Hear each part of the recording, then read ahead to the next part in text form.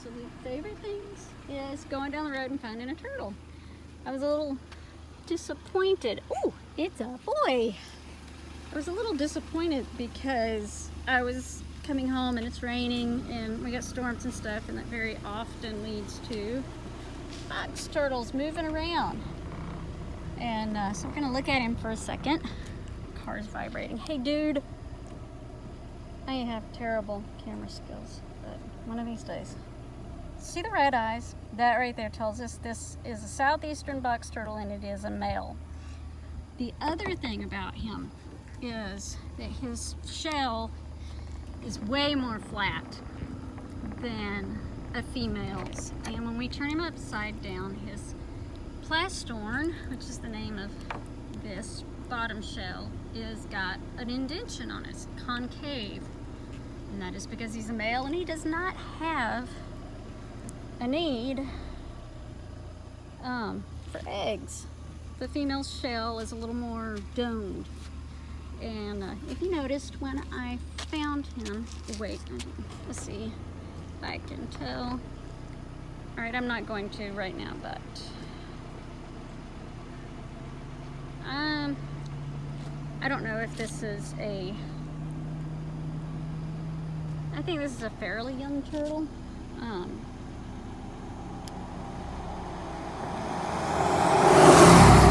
don't know. Oh wait, sorry, car.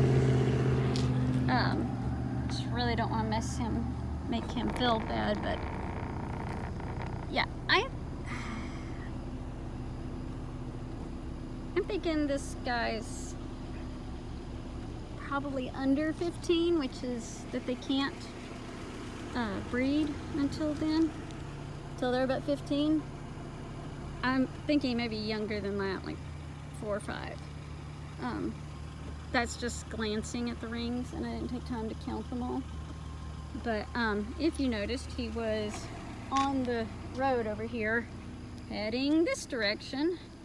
So we're gonna bring him over here, put him the direction he wanted to go, because that's what we do with turtles.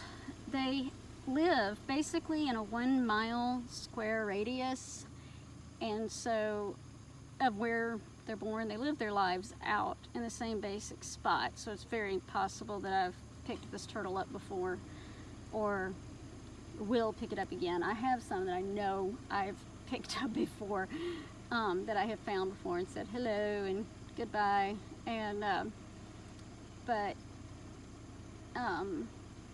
they can live to be over 100.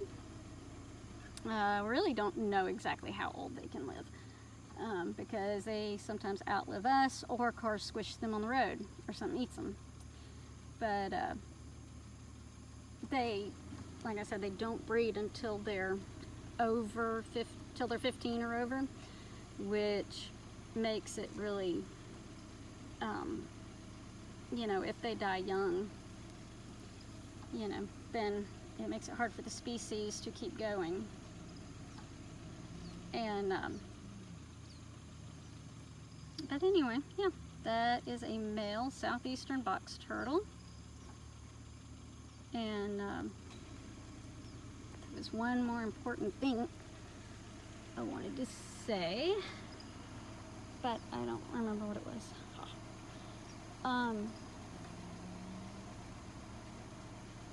Yeah, no, this makes it pleasant. I had to go get tested for COVID this morning, so this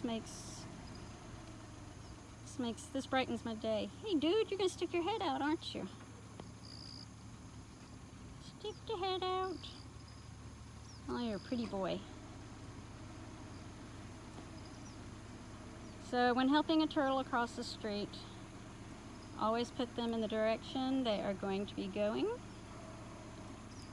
And,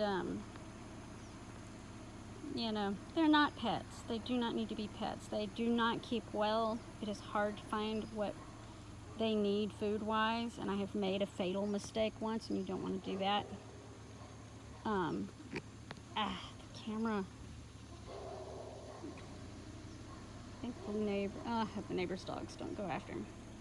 Anyway, basically when he is going somewhere like that, he will find his way back to the spot. It's like they've got some sort of innate GPS in them. So if you take him a mile down the road and drop him off, he's coming back no matter what.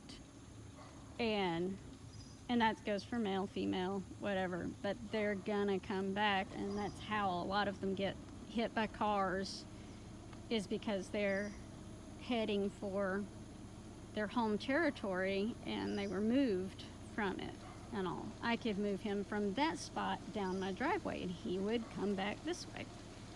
So anyway, you just kind of help them along on their way. Enjoy the moments you get to see them, and then let them go be wild the way God intended. Thanks, dude, for making my day. Okay, so hubby came home from work and I'm lounging in bed, as one does when one is sick, and he brought me another turtle. This is turtle number 2 for today, and I'm waiting on it to come out of its shell, which I don't think it's going to do because it's been being very, very aggressively smelled by an American bulldog. So, yeah. So I'm just sitting here waiting for, I'm guessing, let's just see if I'm right, but I'm guessing, I'm thinking female on this one, but I need to see the eyes to really get a good move on it. I did read actually that turtles can actually feel you, because this is their spine. Like, they can actually feel you, which is one reason for not filing notches here to mark them. I have before put fingernail polish on the bottom of them. You don't want fingernail polish that stands out on the top because it really messes up their camouflage. But sometimes, on the bottom edge, it gets rubbed off, though. But you know, it's according to what color you chose, I guess. I used to keep a journal of turtles and numbered them, and to see if I found the same one. I've done it like twice, but I dropped the journal years ago and just started taking a picture of them on Facebook, or like this, I just would grab the camera and document them, and because each one has a different pattern. Like the one I picked up earlier, if you notice, its backbone was way more pronounced, which I'm thinking is actually I'm thinking that is a sign that they're younger. But I'm going to turn this off. Whoops, fingers in front of the camera. I'm going to turn this off and see if I can figure out how old she is, and if she will ever bring her eyes out, and then we'll know if I'm right. Okay, so a two turtle day. That certainly brightened my day.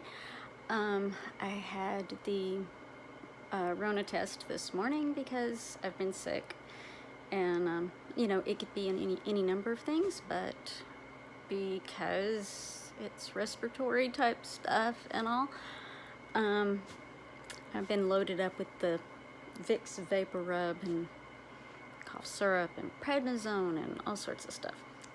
Lots and lots of medicine and things.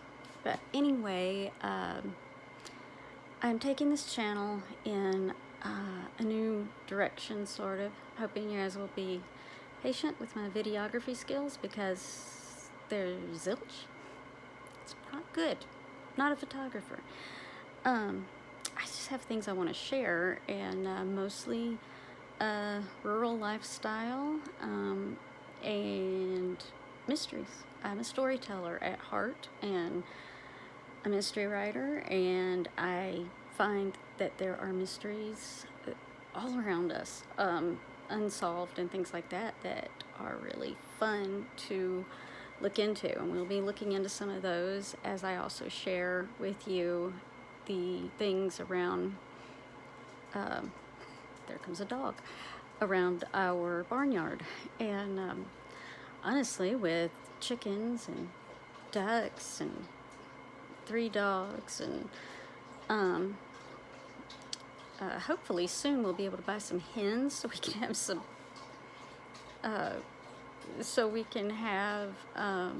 eggs. That would be nice. We went to Tractor Supply this year and we ended up with 6 roosters. So I think we're gonna have to do some trading out or harvest some chicken. But with that and the fact that my parents have got a virtual homestead going with gardens, they've got all kinds of things, and I will be showing you this week. I'll be showing you some video that I took several weeks back. Yeah, I'm that slow. Several weeks back of their garden, and then hopefully soon I will be well enough to not, to actually like leave this room. So while I'm stuck in this room, I'm going to be putting up the footage I've taken in the last few weeks and add it in and let you see it. But my parents have got a lot of things planted. I mean, watermelon, squash, okra. I think that's what a lot of that is what's for dinner tonight. My mom cooked dinner, and that's really fun. And I was thinking, with all the crops they're getting and going to be putting up this summer, and all of the animals we have, and all, I'm like, can we call this a farm yet? What do you think? Can we call it a farm? I have a name in mind. If I'm gonna ask hubby what he thinks of that.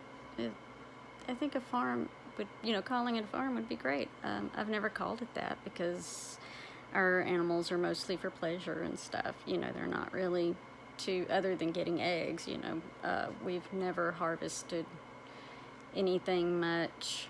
I can't farm. I can't plant things. I try not to walk too close to mom and dad's stuff because they planted it, and I will kill it. I can just walk right past it and I'll and just die. So I'm kind to them and stay away. My parents have the green thumb, and it's really cool that they're doing this and all, that they're getting out, and their garden is doing great. So yeah, to carve out as many garden spots as they have in this wooded area, to find a sunshiny place, I think they did great. It's really cool. And so I'm going to be updating you on their somewhat homesteading journey. I mean, I guess we're not really a homestead. We're just, 3 acres in the middle of the woods, and 6 grown-ups. I have 2 children, a almost 21-year-old, but a 20-year-old son, and an 18-year-old daughter. My parents live just up the hill from us, and they live with us, and but they have their own separate space in a camper, and we love having them. We love having them here. And so we have 6 people, 3 dogs, 1 mini pig, 6 chickens for now, and 2 ducks. I would love to have a donkey, but donkeys and dogs don't mix. But I love wildlife. I love animals. There will still be the occasional homemaking DIY homeschooling video, but I am so close to being done with homeschooling. I don't know. I will probably post a few things, but starting to move in a different direction because that's just where life's taking me right now. About to graduate my baby girl. So, but yeah, I just want to share life with you, my slow Mayberry-ish kind of life, and but I was happy today that was not looking forward to getting that test. I could swear that woman swabbed my sinuses and not my nose. I thought she was going for my brain. I mean, it wouldn't have been hard for her to get all that out, you know. But not much left. But, yeah, yeah, that wasn't overly pleasant. So, finding one turtle, watching a mystery movie, and having hubby bring home another turtle was a really good thing. And it's all about the simple stuff, guys. It's finding joy in these tiny things, the things that are going on when we're not looking. You know, there's a whole world right outside our door that goes on and lives, and you know, we don't pay attention. And yeah, that's what I want to do. I want to pay attention to that stuff. And I love the rural lifestyle, writing, mysteries, music, and that's pretty much the kind of things that go on here at the barnyard. And the barnyard can be my living room, my back porch. We do actually have a fenced-in place for the chickens and the ducks, but Pig lives inside. His name is Elliot. You will be meeting him even more. I'm not sure I've got a video of Elliot. I don't know. I'm gonna have to get some Elliot video for you. But anyway, I hope you guys have a great day, and let me know what you think of the new direction I'm taking this. I'm hoping that very, very soon I can upload a mystery.